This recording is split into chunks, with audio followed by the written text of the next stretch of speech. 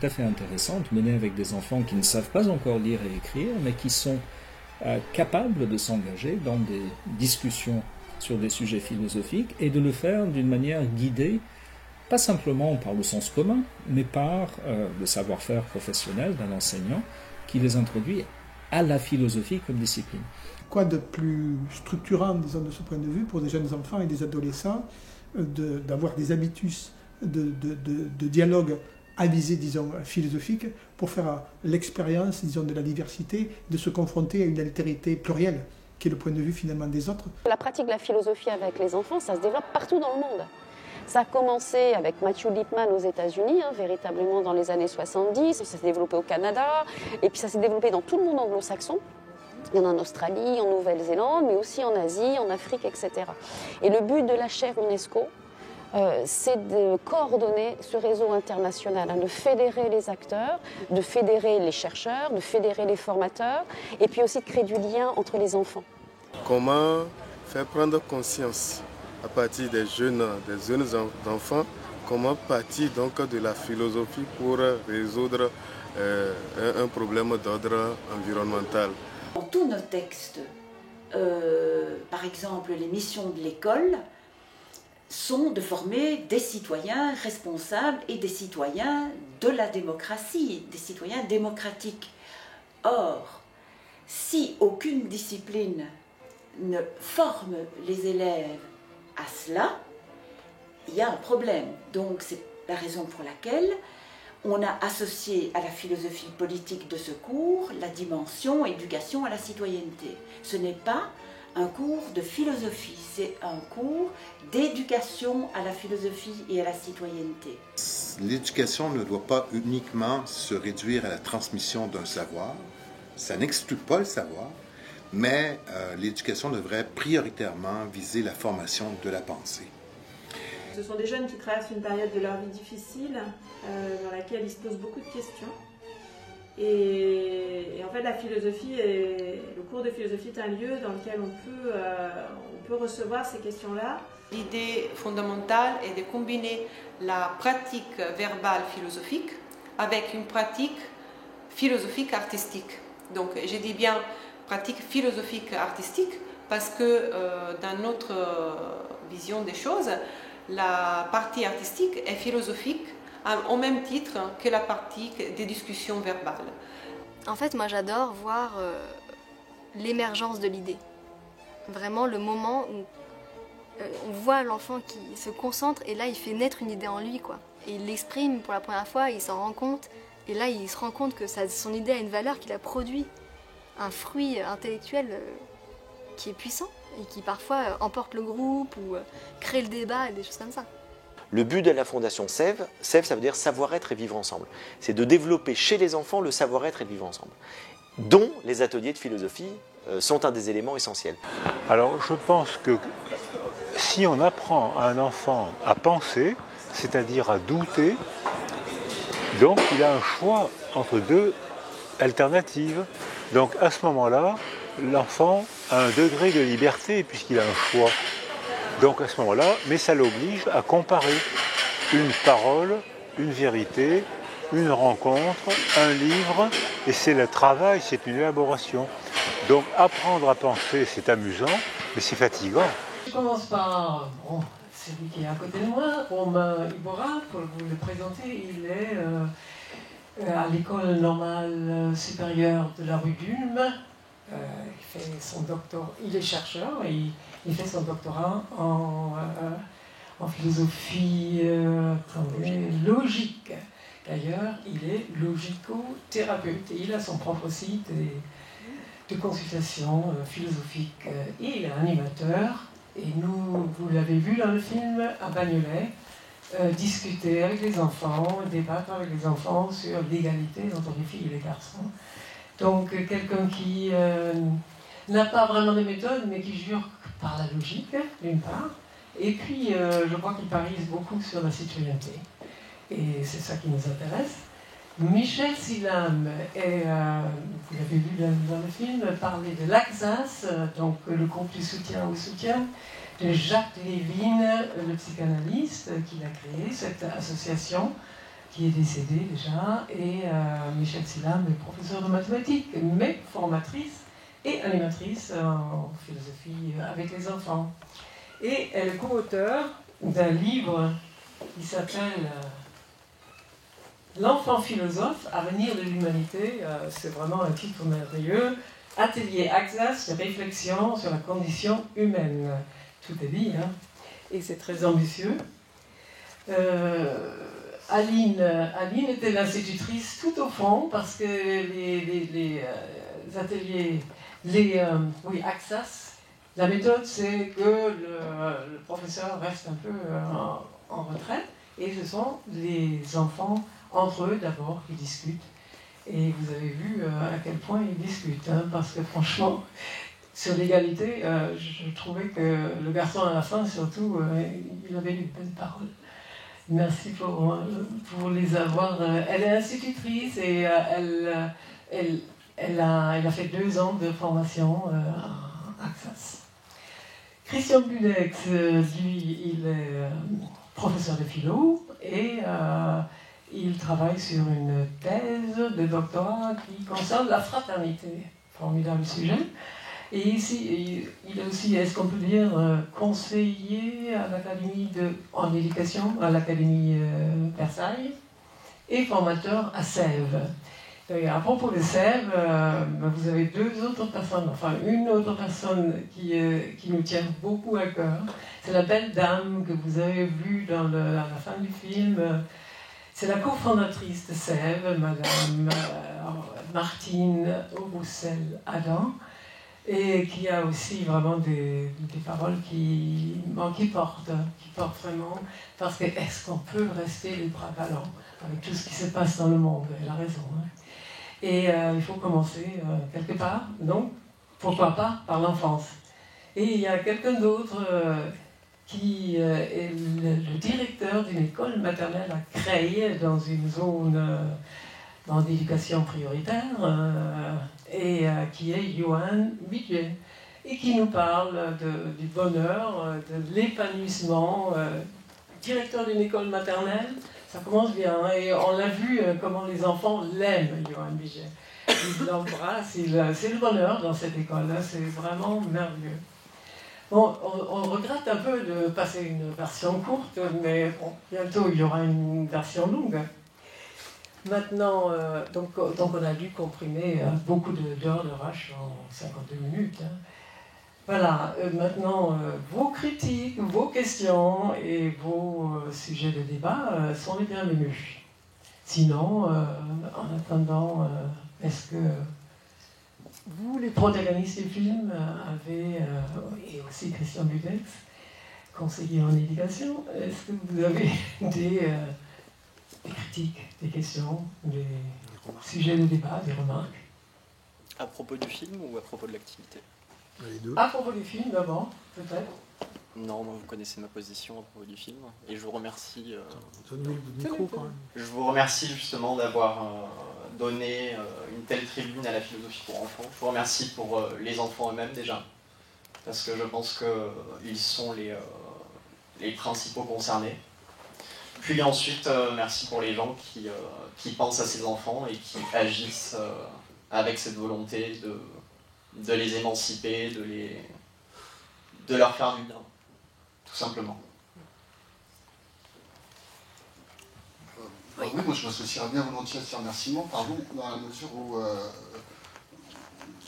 étant au carrefour de l'achat UNESCO, de l'éducation nationale, de l'association Sèvres, dans ce tour d'horizon, là, ce que je retiens, c'est ce qu'on rencontre en rencontrant les gens qui sont, voilà, que vous montrez là, c'est ne pas rester les bras ballants, tu disais Martine, et même voilà, pas perdre le moral, quoi, beaucoup d'énergie, beaucoup d'enthousiasme, et beaucoup de volonté de ne pas se laisser abattre par je sais pas, une représentation, une conception anthropologique de l'homme qui serait voilà, un loup pour l'homme, qui serait condamné à la compétition, à l'agressivité.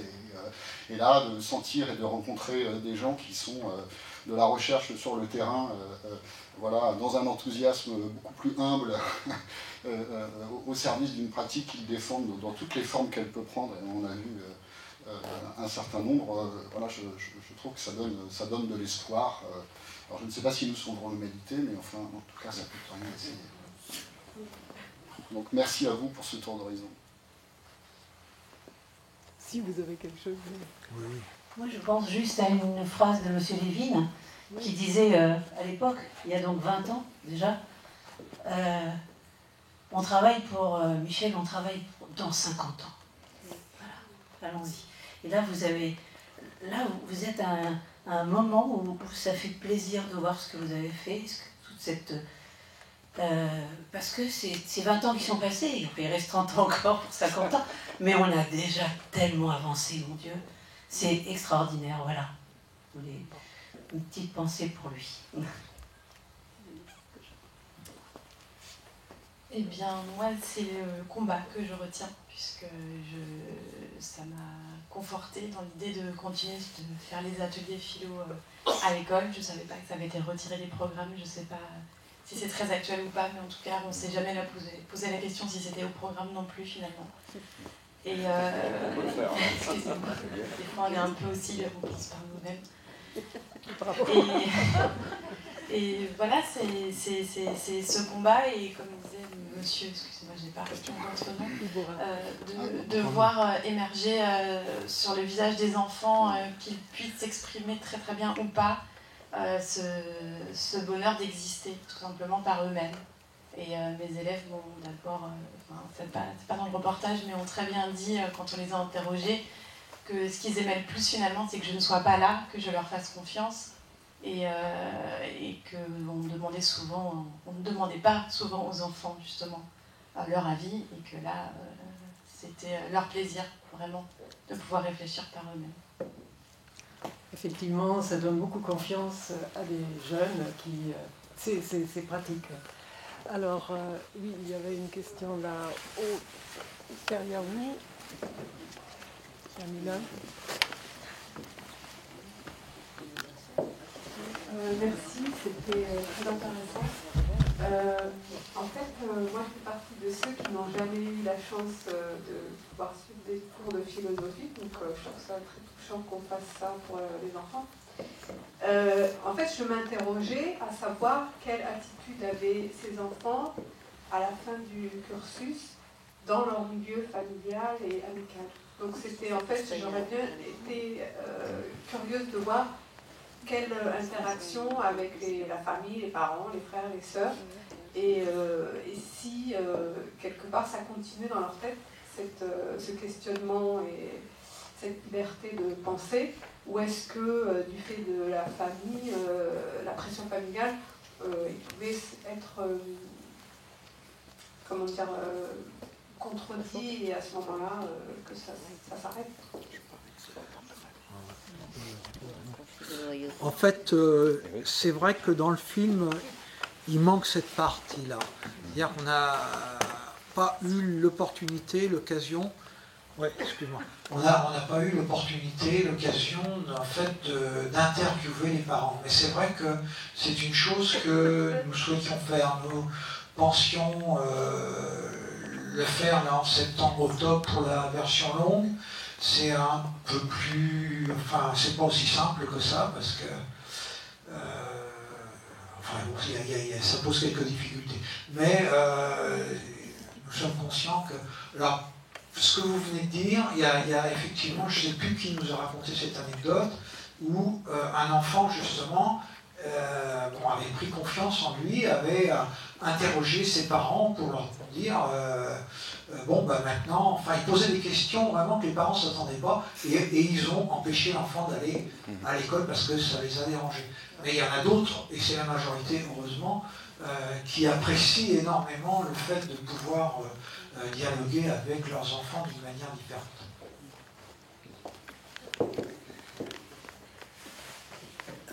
Votre film montre combien les professeurs sont bien avec ça, et qui ont choisi, mais ça demande, elle le dit très bien, au moment j'étais plus là, je ne maîtrisais plus rien, je ne voulais plus, j'étais plus là.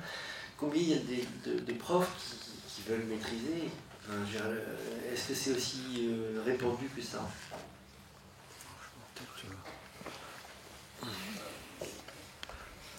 on est à la recherche d'un chercheur plutôt en sociologie qui serait OK pour faire le boulot qui consiste à savoir voilà, quelle part de la population, par exemple dans l'éducation nationale, mais aussi dans les médiathèques, dans d'autres lieux, voilà, est voilà, engagée dans cette pratique. Très honnêtement, à l'heure actuelle, on est bien incapable de le dire. Et voilà, Edwige dit souvent dans les séminaires doctoraux qu'on va finir par réussir à trouver quelqu'un qui pourra faire ce travail assez quantitatif qui a quand même voilà, qui est important pour qu'on puisse dire à un moment voilà, combien on est, quoi, 1%, 2%. Alors, du prisme de l'éducation nationale, d'où je peux parler en partie, on voit qu'il y a une demande très nette enfin, qui émerge, mais de là à pouvoir la quantifier, c'est difficile à dire, je crois. Moi, ce qui me...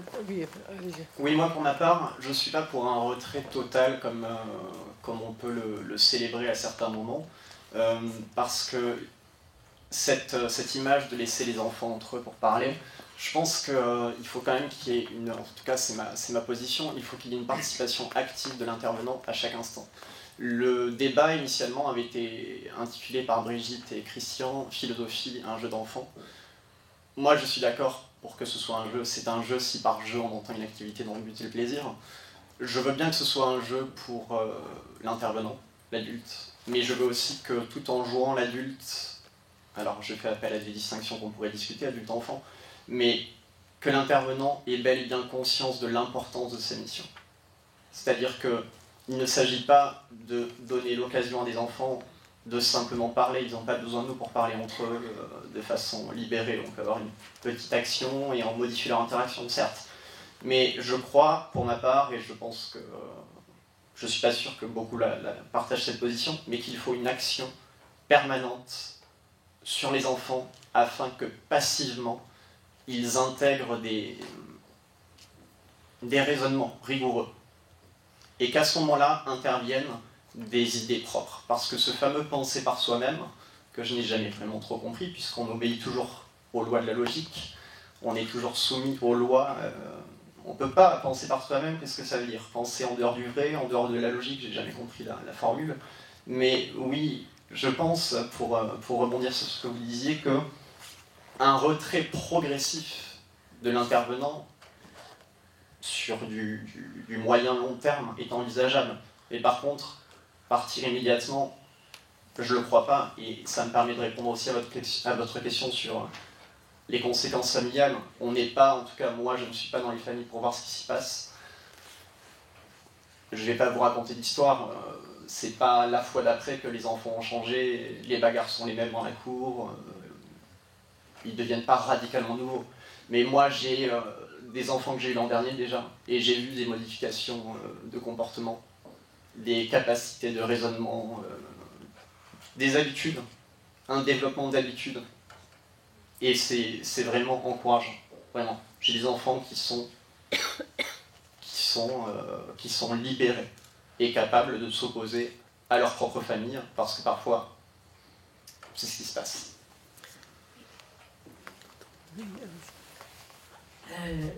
Je vous ai entendu et je voudrais juste vous dire que je suis d'accord en partie. Je pense que je vais dans le sens exactement inverse du vôtre, puisque moi je pense qu'il faudrait commencer par l'attitude qui consiste à les laisser réfléchir. Et parce qu'ils réfléchissent, ce n'est pas juste de la discussion, ils réfléchissent vraiment. Les laisser réfléchir dans un temps, et après, lorsqu'ils ont fait suffisamment d'ateliers de philosophie où ils ont réfléchi par eux-mêmes en communauté de recherche, qu'on peut intervenir. Et d'ailleurs, nous avons formé à l'Axas pas mal de professeurs de philosophie qui maintenant commencent leur cours en terminale par un atelier de philosophie sur le thème, où ils se retirent, où les jeunes, parce que ce ne sont plus des enfants, ce sont des adolescents, font l'expérience, sortent de leur tête ce qu'ils ont sur le thème, et après ils sont libérés, ils sont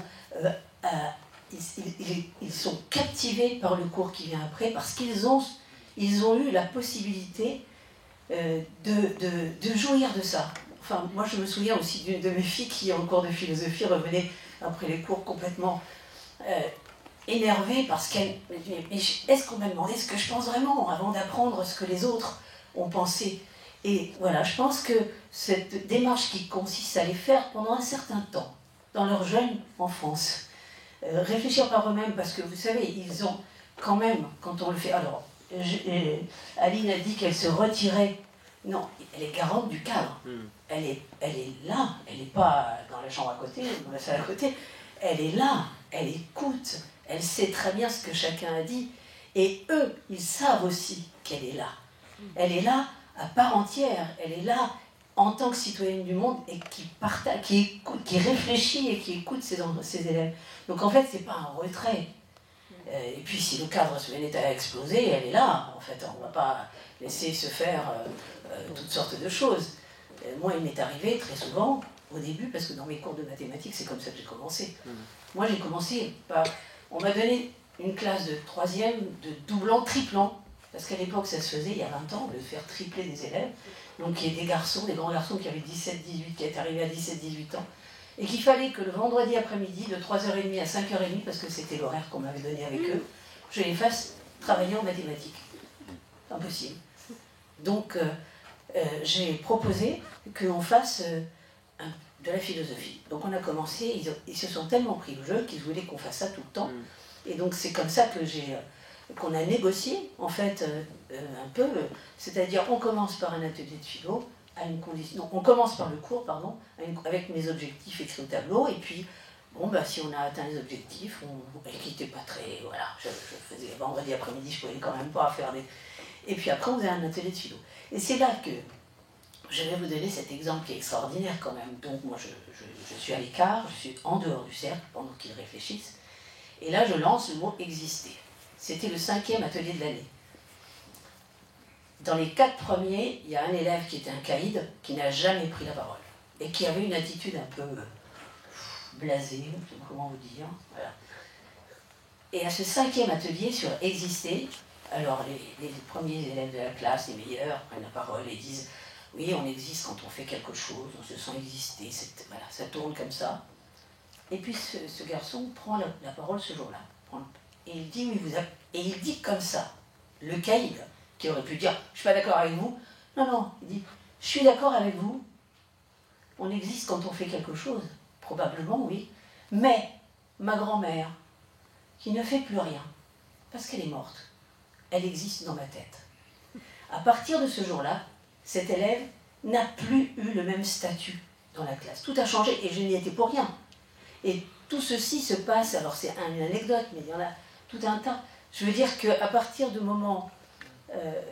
donc je répète ce que je vous disais, je pense vraiment le sens inverse. C'est-à-dire que commencer par des ateliers où on les laisse faire l'expérience de leur propre pensée, de constater qu'ils ont un appareil à penser qui fonctionne, ça permet après de pouvoir y aller à fond plus tard. Voilà.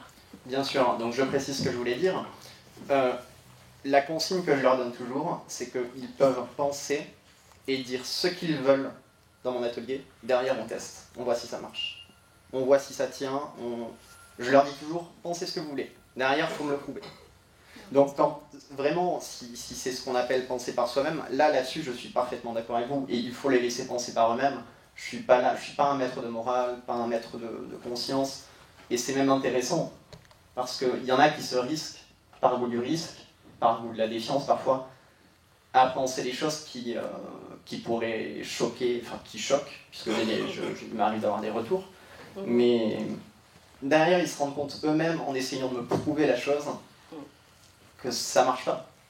Donc, mais pour ça, je suis complètement dans votre lignée, j'insiste, hein. Je leur dis toujours, pensez ce que vous voulez, dites ce que vous voulez, soyez en désaccord total avec moi. Derrière, on teste. Et je préfère le mot tester, à vrai dire, que prouver. Ça les... Question. Juste un mot pour l'avoir testé, pour l'avoir vécu avec mes élèves. Je ne comprends pas ce type du test. Effectivement, le fait qu'ils puissent réfléchir par eux-mêmes, ce qu'on n'a pas vu aussi, c'est qu'il y a un deuxième temps où on leur demande leur avis sur l'atelier philo. Ce que ça a fait émerger, c'est un besoin de débat, un besoin de réponse à des questions sur la citoyenneté, sur l'égalité. Et voilà, parfois on clôt l'atelier philo et on n'y revient pas, mais parfois eux-mêmes sont demandeurs de mes maîtresses, on pourra en reparler, ou un tel a dit ça, mais moi dans un journal j'ai lu le contraire, donc quand est-ce qu'on en reparle? Voilà. Il y a des questions? Oui, il y avait une question.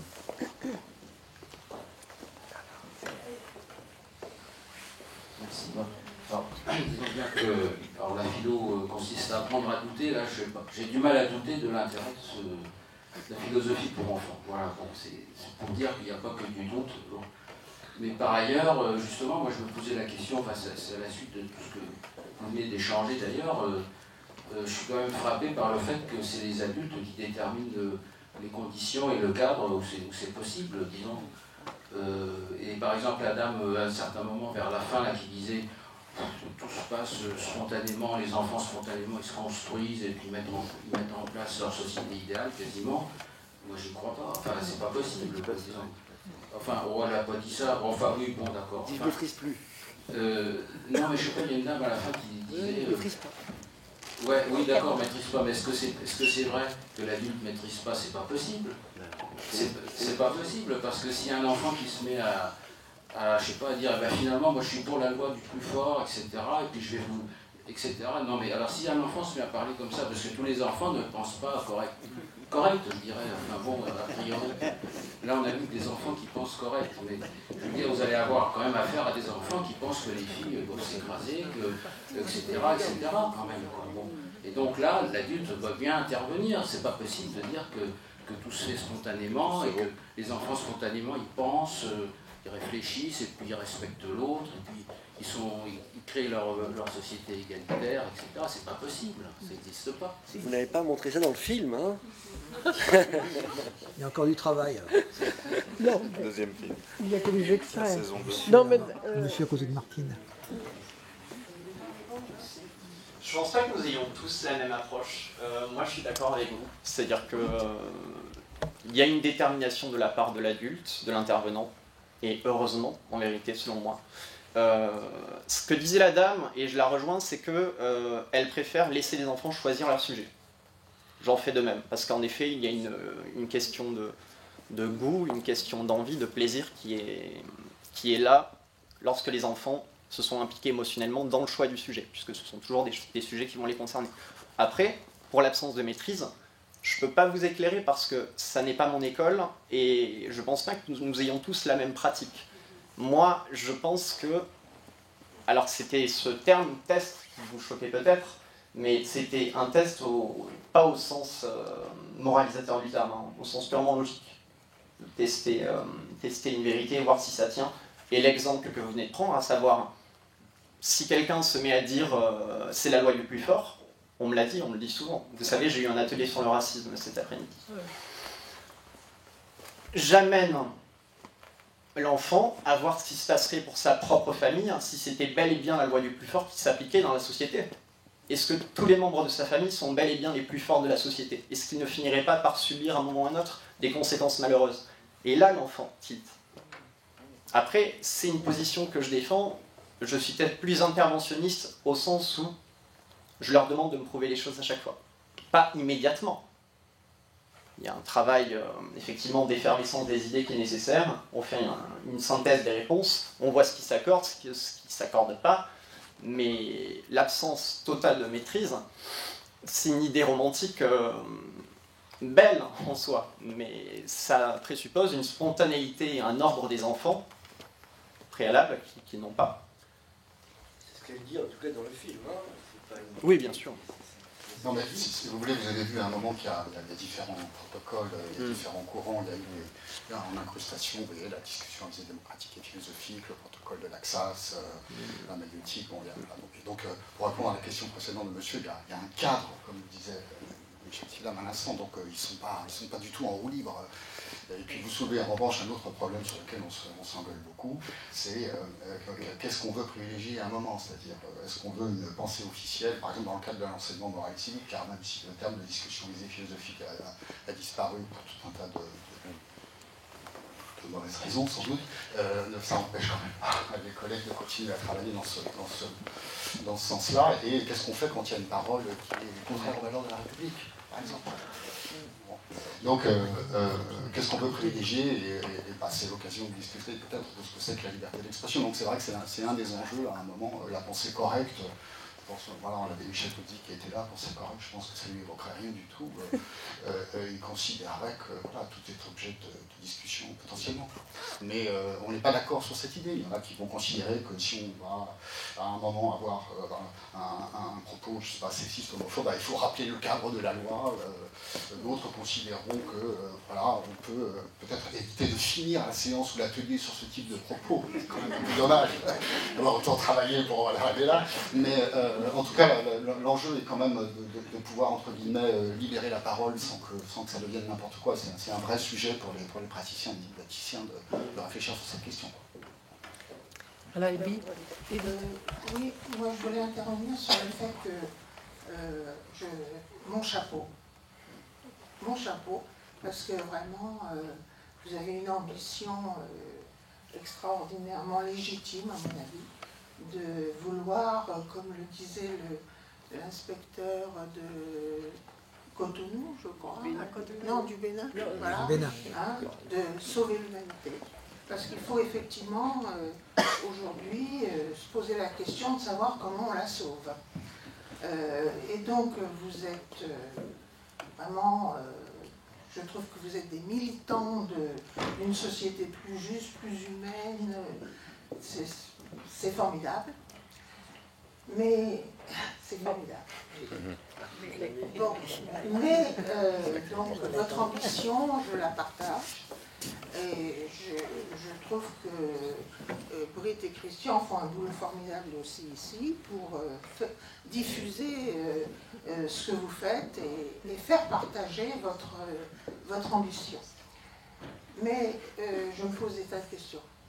Je suis moi-même prof de philo, mais j'ai commencé dans les années 70.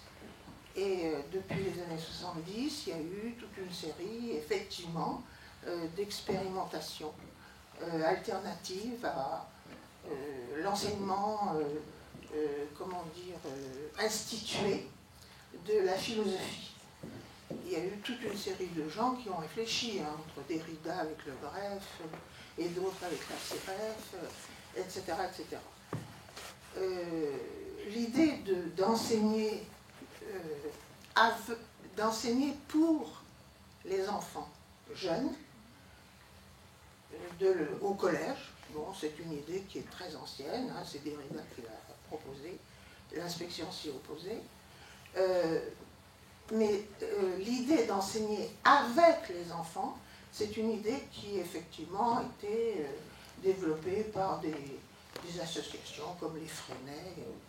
Bon. Aujourd'hui, résultat. Et bien, résultat, pour quelqu'un qui donc a enseigné la philo pendant 60 ans, résultat, on ne peut pas dire que le monde dans lequel on est a formé des... On ne peut pas dire que nous avons formé des adultes qui pensent par eux-mêmes et qui s'interrogent relativement aux idéologies dominantes et aux préjugés toujours répétés. Donc, il me semble que, comme vous le disiez, faire réfléchir les enfants, c'est quand même avoir un objectif à terme. Et donc, c'est avoir comme objectif qu'ils en finissent avec certaines idéologies dominantes, qu'ils en finissent avec certains préjugés. Nous, on n'y est pas arrivé. On n'y est pas arrivé. Alors, si vous pensez qu'effectivement, philosopher avec les enfants, je ne dis pas pour, mais avec les enfants, Il faut avoir un objectif et donc intervenir, d'une part.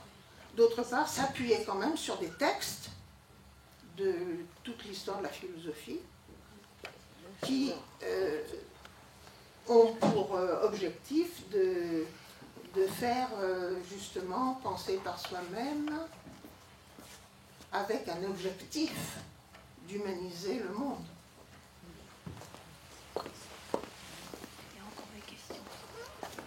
Oui, la question était là, derrière vous. Encore.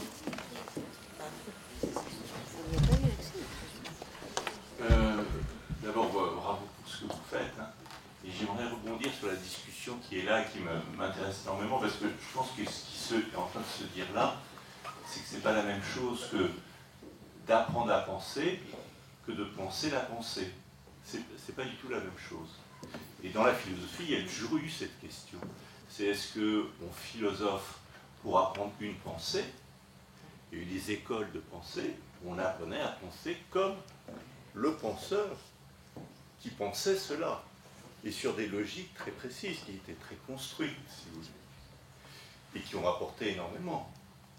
Mais il y a toute une autre partie de la philosophie qui consiste à penser la pensée, c'est-à-dire à déconstruire une pensée dominante, ou une philosophie, ou déconstruire toutes les philosophies. Et dans ce sens-là, le fait qu'aujourd'hui, cette question de la philosophie devienne centrale, comme le montre votre film, c'est pas du tout neutre par rapport à l'histoire même de la philosophie et l'histoire de l'humanité. Parce qu'on voit bien qu'en ce moment, ce qui se joue et qui est essentiel, c'est la question du sujet, beaucoup plus qu'à une autre époque. C'est-à-dire, au fond, comment l'homme, qui a tout instrumentalisé, peut déconstruire aujourd'hui ce qu'il a instrumentalisé, et d'abord lui-même, pour s'affirmer en tant que sujet. Et quel sujet? Avec cet enjeu qui est la planète tout entière qui est en question. Donc c'est très très intéressant parce que c'est latent tout au long de votre film. C'est-à-dire, on ne sait pas très bien si ce qui se joue, c'est apprendre les enfants à penser.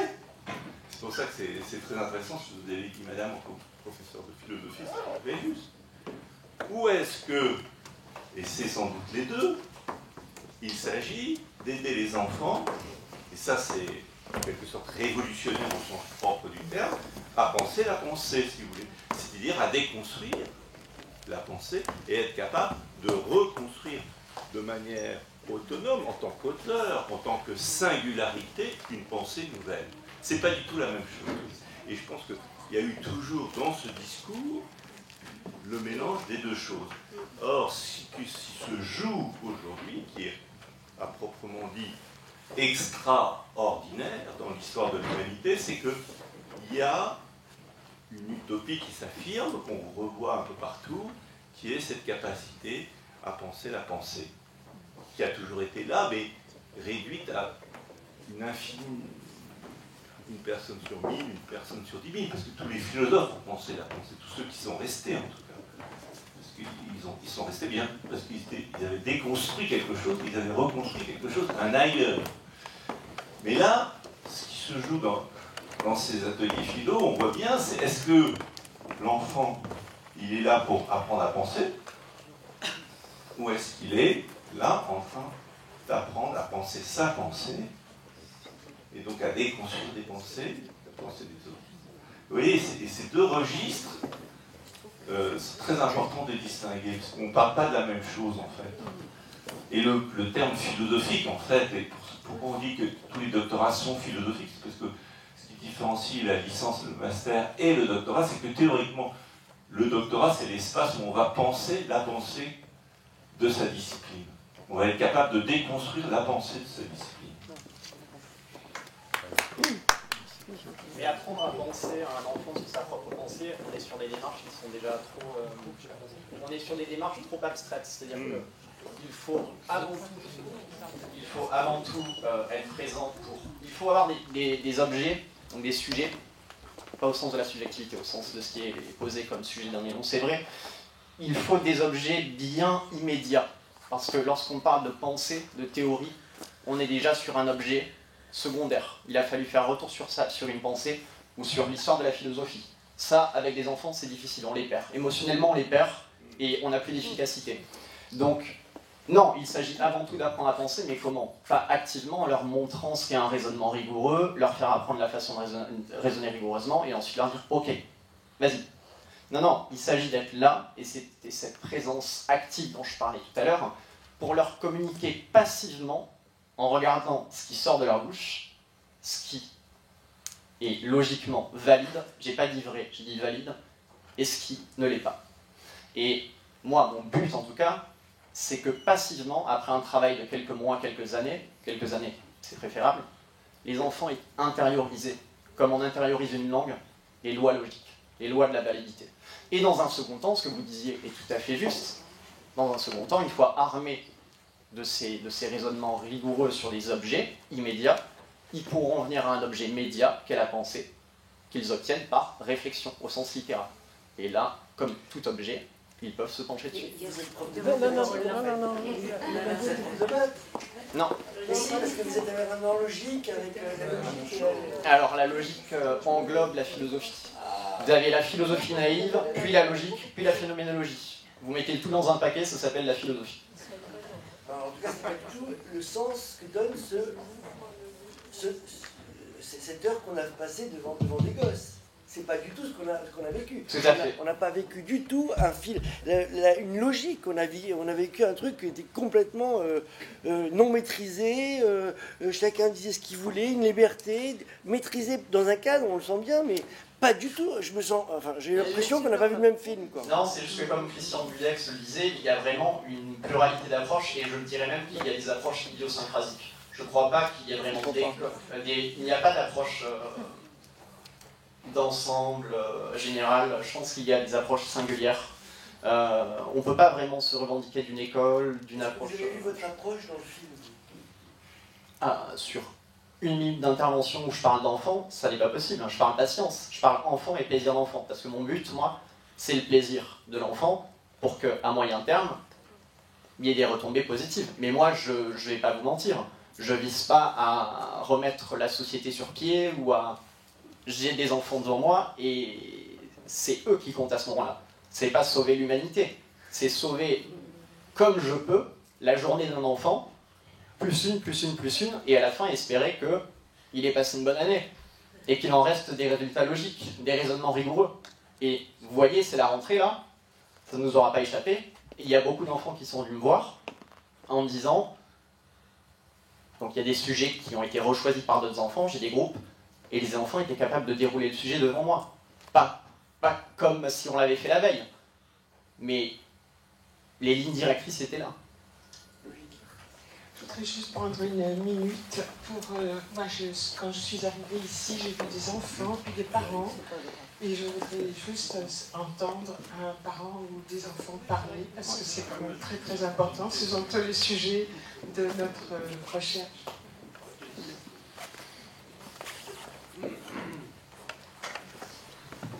Alors, je suis j'étais dans la classe de Madame Lejean. Bon, ça n'a pas changé notre vie. Hein. Voilà, il y a toujours des disputes à la maison. Bref. Par contre, j'ai une question concernant les groupes dans les écoles. Est-ce qu'il arrive qu'on voit apparaître l'émergence d'un consensus dans la discussion? Et est-ce que ça, finalement, ce serait pas un peu votre crainte et finalement un échec, puisqu'on aurait la constitution d'un groupe, enfin d'une pensée de groupe qui finalement annihilerait la liberté de chacun? Est-ce que vous avez observé ça et est-ce que ça vous amène à réfléchir?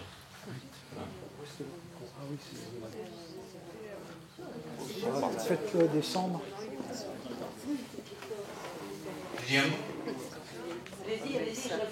Pose la question comme ça. Moi je voulais dire, c'est intention, mais donner une expérience, parce qu'on disait l'influence de ces cafés, de ces philosophies pour enfants dans les familles. Je voulais donner un exemple à Montpellier. où donc une institutrice a développé donc ce travail avec les élèves, et on a constitué dans le film, à la demande des parents, une forme d'atelier philo avec les parents eux-mêmes. Voilà, c'est ça. Donc ça c'était intéressant parce que ça veut dire qu'il y a là, par rapport à la résonance que peut avoir ce travail-là auprès des parents, ça se traduit très concrètement sur la constitution d'un atelier philo avec les parents, et je trouve que la synergie est intéressante, et elle renvoie aussi peut-être une synergie qu'elle va évoquer, c'est aussi le lien avec tout le courant de philosophie pratique dans la société, hein, c'est-à-dire les ateliers philo, les cafés philo, qui sont tout ça, qui sont en résonance. Et donc là je vais juste dire un mot, il me semble que moi-même j'anime, j'ai du mal à me situer, c'est-à-dire je crois que les portes d'entrée peuvent être très différentes quant à la place de l'animateur, le débat qu'il y a là. Ce qui me paraît un élément fondamental dans un atelier philo, j'anime très peu auprès des enfants, mais dans un atelier philo, dans un café philo, ce qui me paraît fondamental, c'est ce que j'appelle le penser ensemble, la coopération, c'est-à-dire la capacité de pouvoir confronter à un moment donné un propos, une proposition à d'autres. Et il me semble que c'est dans cette présentation et dans cette rationalité-là que l'animateur, il peut avoir un rôle, il a un rôle à jouer. Hein. On sait qu'il y a beaucoup des philosophes, je ne sais pas se faire nommer, mais même Kant disait qu'en fait qu'une raison n'est, alors qu'il n'a peut-être pas exercé ça lui-même directement, mais qu'une raison n'est légitime que dans la mesure où elle est confrontée publiquement. Donc il y a quelque chose d'assez fort autour de ça. À partir de là, on peut animer un atelier philo à partir d'un texte, à partir même d'un exposé, ou directement par une dynamique très horizontale dans l'échange qui est proposé. Et il me semble que les portes d'entrée peuvent être valables. Et ce qui est important, je veux dire, c'est la dynamique d'intelligence collective et rationnelle qui se développe à ce moment-là. Et moi, j'aime bien, je ne sais pas, Nicolas Gau qui développe ça, qui parle de coopération. Et j'aime bien cet élément de coopération de la pensée, c'est-à-dire cette capacité à pouvoir mettre en synergie, en correspondance, la pensée des uns et des autres. Voilà, c'est ce qui me paraît ça. Et que la porte d'entrée est seconde par rapport à cette finalité dans ma conception des choses. Voilà ce que je voulais dire. Et puis surtout, donc, développons peut-être des ateliers philo par an, parce que ça a du sens par rapport au travail que vous faites, je trouve. Je voulais aussi dire un mot, et merci pour le film, parce que je pense que le film est très intéressant, justement, dans la pluralité, c'est-à-dire le fait de ne pas prendre position et de ne pas dire c'est comme ça, mais de dire qu'il y a plusieurs portes d'entrée, il y a plusieurs pratiques. Il me semble que c'est aussi la richesse de ce film et la richesse de tout ce courant de pratique et de recherche qui est proposé. Je voudrais juste répondre à monsieur. Nous avons, avec monsieur Lévy, au moment où nous avons écrit ce livre, il a pris 3 ans, nous avons travaillé sur les retours, les transcriptions des ateliers de la maternelle, grande section, jusqu'à l'adolescence. Et en tout cas, ce qui nous avait frappé dans toutes les transcriptions, c'est qu'à un moment donné, des 10 minutes, parce que l'atelier AXAS dure 10 minutes dans un premier temps, et 10 minutes après pour revenir sur ce qui s'est fait dans le premier temps. Donc dans ces premières 10 minutes, c'est qu'à un moment donné, ça peut être à la mi-temps, à 5 minutes, ça peut être à 7 minutes, ça peut être presque avant la fin, il y a le oui, mais. Il y a toujours ce moment où alors il y a le consensus, etc. Et puis il y en a un, comme ça, miraculeusement, qui dit oui, mais il y a des peurs, c'est pas seulement des phobies, c'est qu'on a envie de se faire peur, alors on va voir des films qui font peur, on va dans les grands 8, etc. Il y a à tout moment, alors on l'a montré, c'est écrit, c'est démontré dans le livre, voilà, donc, et ça sans que personne n'intervienne. Chez les enfants, c'est quasi naturel, et même chez les adultes, alors je profite pour vous dire que par rapport à la difficulté face à un enfant, ou à un adulte d'ailleurs, puisque moi aussi j'anime au Café des Petits Frères des Pauvres à Paris, un atelier par mois depuis 8 ans. Et donc, il y a la régulation se fait... Enfin, comment vous dire? C'est que quand on fait entièrement confiance à ce cadre, quand on fait complètement confiance aux enfants, quand on est vraiment persuadé qu'ils ont des choses à dire, et que ces choses ne sont pas banales, et que même quand ils vont dire des choses qui dépassent l'entendement, eh ben, il va y avoir quelqu'un, un des enfants, ou plusieurs, 2 ou 3, dans le deuxième temps, ou peut-être dans ce premier temps, qui va dire « oui, mais tout à l'heure, il y a quelqu'un qui a dit quelque chose qui n'est pas admissible ». Et à ce moment-là, ça relance, et l'animateur intervient en dernier. Si vraiment c'est pas fait, si vraiment quelque chose a été dit contre la morale, contre tout ce qu'on peut imaginer, a été prononcé par un élève, à la fin du deuxième temps, alors oui, on est représentant de la République, de la démocratie, on est là, et on a des choses à dire, et on les dit. Alors, pour la petite anecdote, au Café des Petits Frères des Pauvres, j'ai travaillé donc toujours portes ouvertes. C'est-à-dire que dans le café, on ne ferme pas les portes, et c'est l'atelier de philo. Alors, on a un micro, et j'ai un micro, on choisit un thème ensemble, mais sur le moment, pas à l'avance. Voilà, des gens lancent des mots, et puis on vote, voilà. Et après, on lance l'atelier. Portes ouvertes. Mais on arrête le percolateur. Et on dit aux gens qui jouent, là, vous pouvez rester jouer aux échecs, au Scrabble, mais vous ne parlez pas pendant les 10 minutes. En tout cas, vous parlez pour prendre la parole si vous voulez sur l'atelier, mais vous ne pouvez pas échanger entre vous. Et ils acceptent cette proposition. Et là, tout d'un coup, donc c'était ce jour-là sur la tolérance. Donc les choses se passent, je présente le micro, je suis un micro ambulant, voilà. Et rentre un monsieur qui n'est pas un client habitué et qui entend ce silence et ces paroles prononcées. Donc je lui dis juste, on est en train de réfléchir à la tolérance en atelier de philosophie. Donc il se met sur le côté, il écoute, et puis tout d'un coup il demande la parole. Ce monsieur, mais il va sur la tolérance, vous savez, cette tolérance qui n'est pas tolérée, qui est maintenant n'importe quoi, on tolère n'importe quoi de nos jours, et il y va dans des endroits où c'est difficile d'accepter ce qu'il dit. Et là, franchement, oui, je comprends, je reçois ici une espèce de... J'ai une boule, je me dis, mais qu'est-ce que je vais faire avec ça? Mais j'ai confiance. Je me dis, bon, on verra. Donc ça repart après lui sur d'autres thèmes, puis sur d'autres idées. Là, les 10 minutes se terminent, et le deuxième temps, j'ai introduit, donc comment ça s'est passé pour vous? Bon, les gens disent ça, c'est... Alors souvent, ce que disent ces gens qui sont là, en rupture de lien, qui viennent ici, qui sont souvent des SDF, qui dorment dans la rue le soir et qui viennent l'après-midi au café, et donc ils disent des choses qui sont... on se sent... je me sens intelligente, on se sent bien, voilà. Et puis après, d'ailleurs, dans le café, c'est plus la même histoire. Ils sont en train de parler, alors qu'ils étaient chacun dans leur coin, à échanger, à continuer, parce que ça y est, quand on a mis la pensée en marche, elle ne s'arrête plus. Et donc, ce monsieur, je me dis, mais qu'est-ce que je vais faire? Est-ce que ça va se terminer là dans quelques minutes, et je vais laisser ça comme ça? Voilà que, miraculeusement, il me demande la parole, il demande le micro. Et là, il dit quelque chose qui ressemble à ça. Il dit, écoutez, je suis rentrée par là par hasard. Je suis passée par là, je suis entrée par hasard. J'ai eu une leçon aujourd'hui de tolérance comme je n'en ai jamais eu. En fait, j'ai fait de la provocation. J'y suis allée à fond la caisse. Et vraiment, ce que j'ai vécu est tout à fait extraordinaire. Je vous remercie. Puis il est parti. Voilà. Et dans les classes, il se passe souvent des choses comme ça. C'est-à-dire que dans le deuxième temps du comment ça s'est passé pour vous, des élèves disent, aujourd'hui, Jaffet, il n'a vraiment pas réfléchi comme un habitant du monde. Hein. Alors là, il était terre à terre, il est parti dans la bagarre avec l'autre, enfin, je ne sais pas ce qu'il racontait, et ça se régule. Voilà. Donc c'était pour deux...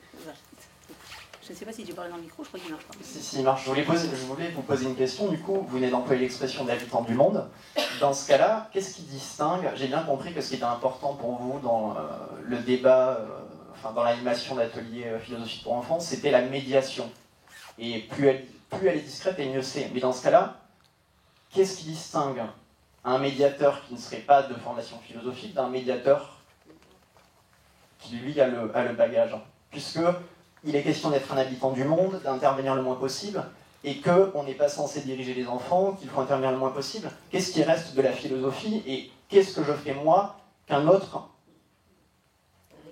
ne pourrait pas faire? À quel moment une compétence philosophique est bel et bien là, puisque ce qui apparaît dans le documentaire, et c'est très bien mis en avant, je trouve, c'est que finalement nous avons des gens avec une formation philosophique de longue durée, je pense à Christian Bulex notamment, qui se mettent à faire des ateliers de philosophie pour enfants, mais nous avons aussi la Fondation CEF qui forme des gens, et cela a été bien dit, des particuliers qui finissent par s'intéresser aux ateliers de philosophie pour enfants, mais qui n'ont pas la formation initiale, qui n'ont pas ce vécu, ce passif philosophique.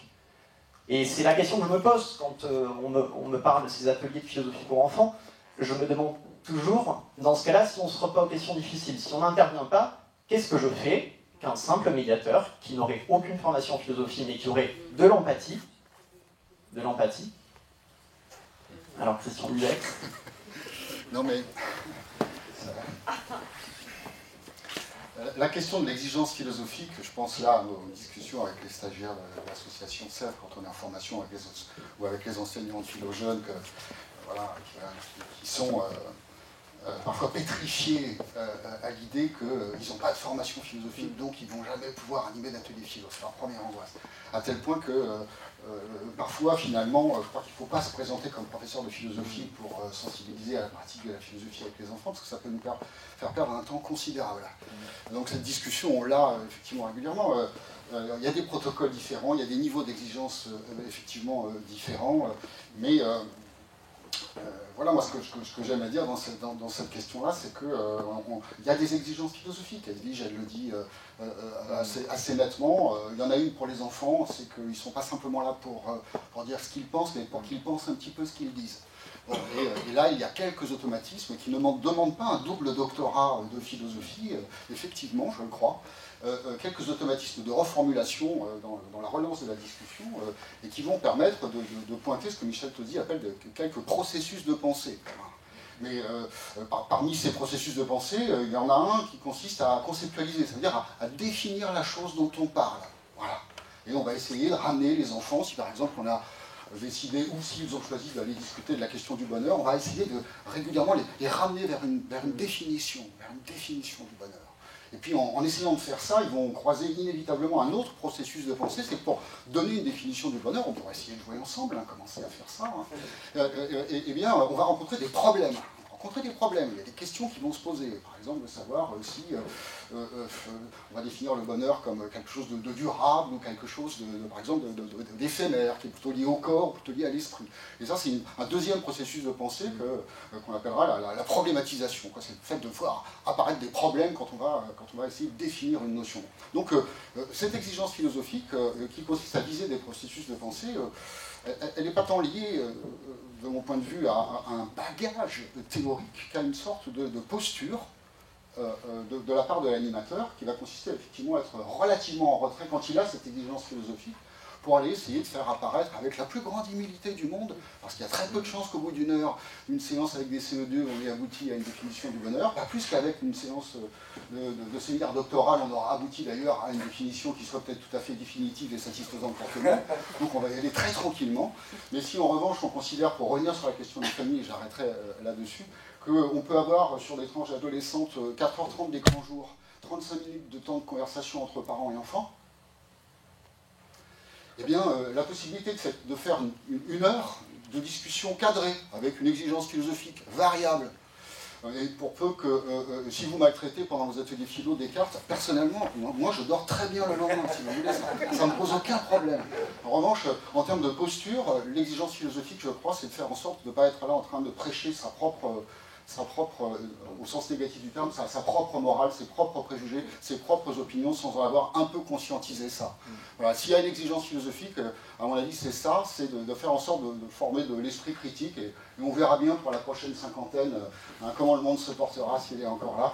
Et de ce point de vue-là, je crois que voilà, l'exigence, elle n'est pas tant théorique qu'en termes de posture. Et oui, pardon, pour répondre à la question finalement de tout à l'heure, les enfants, ils continuent à discuter avec leurs parents, et c'est pour ça que je crois que c'est bien d'informer un peu les parents quand on fait de la philosophie avec leurs enfants, de ce qu'on y fait un peu pour pas qu'ils soient trop surpris, parce que ça peut les décontenancer. Oui, juste pour compléter, puisqu'on a parlé de l'association SEV, je suis tout à fait d'accord avec ce que dit Christian, et qui est un de nos brillants formateurs, parmi d'autres, parmi Edwige, etc. Effectivement, il y a une soixantaine d'heures de formation dans le cadre du parcours SEV, dont plus d'une moitié sur rappel de notions philosophiques et la pratique de l'atelier philo, des ateliers avec les enfants. Donc il y a quand même un rafraîchissement. Je rejoins tout à fait ce que tu dis sur le fait qu'on estime, nous, qu'ils n'ont pas besoin d'être des professeurs ou des docteurs en philosophie, mais par contre qui rafraîchissent certaines notions. Et il y a aussi des liens avec les professeurs de philosophie dès qu'ils ont une question, dès qu'ils ont besoin d'avoir un complément d'information. Et puis bien sûr, il y a aussi des lectures qui leur sont vivement conseillées. Donc c'est un ensemble quand même, pour qu'il y ait quand même un rafraîchissement de toutes ces notions philosophiques. Alors je vous rassure, je ne pensais pas que le doctorat était l'indice d'une quelconque légitimité en philosophie. J'ai suffisamment fréquenté la fac pour savoir que ce n'est pas le cas. Mais ce que je voulais dire, c'est que par exemple, vous venez de parler de définition du bonheur. Certains intervenants diront que commencer par une définition, ou viser une définition à terme, c'est déjà trop réducteur, c'est enfermer les enfants, c'est ne pas leur laisser cette liberté de penser qu'on n'a jamais vraiment trop définie encore. Mais c'était ça que je voulais comprendre, justement. Et parce que moi, mon parti pris, c'est que plus nous descendons en âge dans l'éducation, plus nous avons affaire à des enfants jeunes, plus la solidité de l'intervenant est importante. Parce qu'un cours d'agrégation, les étudiants, ils sauront se débrouiller, et si on raconte des bêtises, ils sauront eux-mêmes aller trouver les corrections. Un enfant, c'est pas la même chose, et c'est pour ça que je pense que plus on descend en âge, plus il faut de la rigueur, mais pas au sens aride du terme, pas au sens... voilà, je suis pas là pour me vendre comme un hussard noir, mais c'est ce que je cherchais à comprendre, la différence entre un médiateur et un médiateur philosophique. Mais vous venez de me répondre, du coup. J'entends tout ce que vous avez dit, je ne suis pas spécialiste de philosophie, donc du coup maintenant j'ai plein de questions et peut-être m'angoisser un petit peu. Mais j'ai des collègues que j'essaye aussi de convaincre de faire des ateliers philo et ils me répondent qu'ils ne sont pas philosophes et que c'est trop compliqué et que qu'est-ce qu'on fait si. Donc c'est pas si simple si peut-être on pousse la réflexion trop loin. Et du coup, ma question, parce que maintenant je me demande si je suis qualifiée pour le faire, c'est est-ce qu'il vaut mieux des gens qui ont confiance dans les enfants, mais qui ne sont pas philosophes, en espérant semer des graines qui germeront beaucoup plus tard? Ou est-ce qu'il faut demander à l'éducation nationale de nous former correctement? Alors les deux, mon colonel. Du coup, je repars avec plein de questions. Non, pardon, je suis sensible à cette question-là. Je voudrais redire à quel point il y a des exigences philosophiques, je le redis, en termes de posture.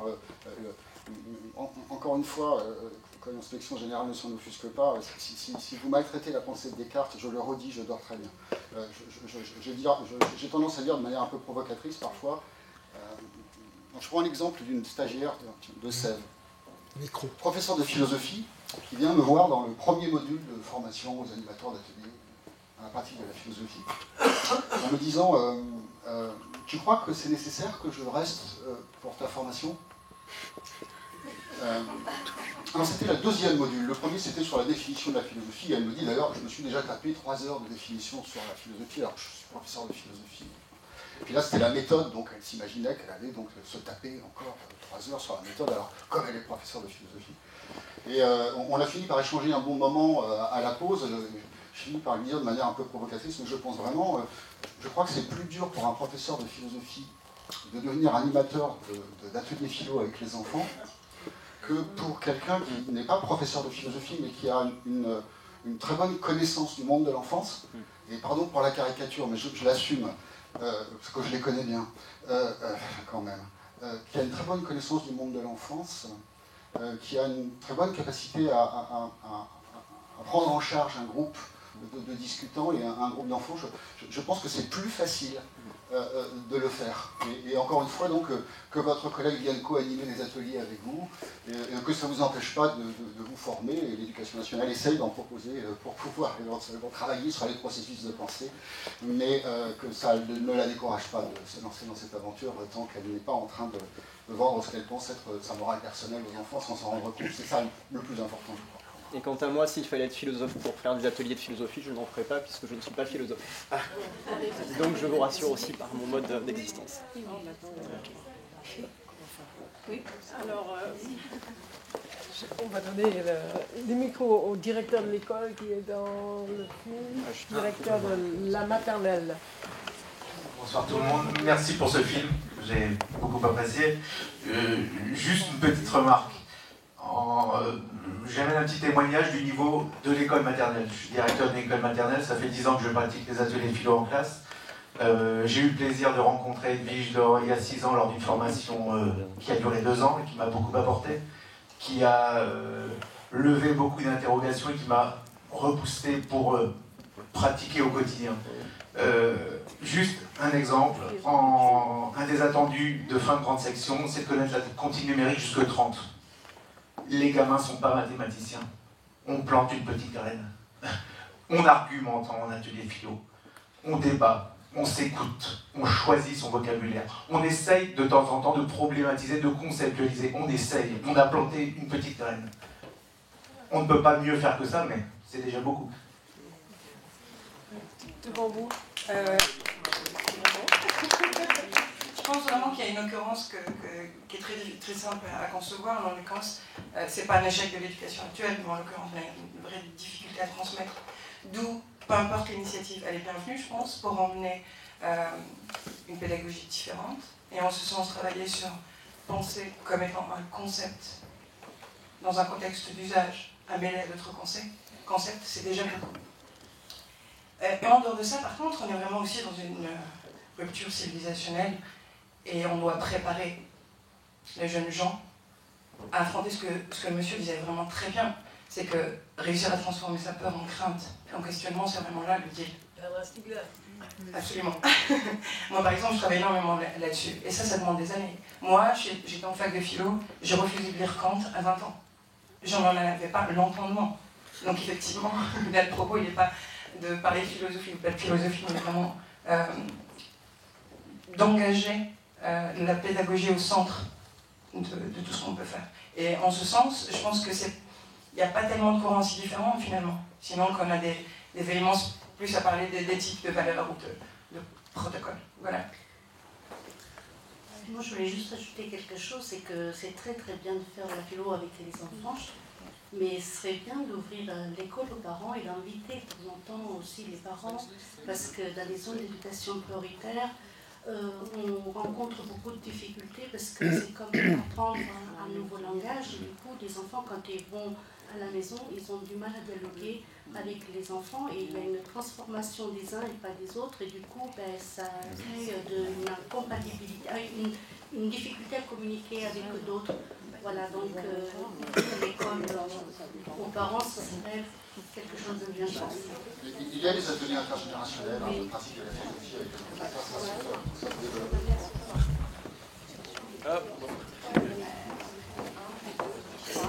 Oui, alors moi j'avais entendu une fois, c'était un cas d'un jeune maghrébin qui avait été invité par une famille, on va dire bobo, à passer une après-midi avec eux.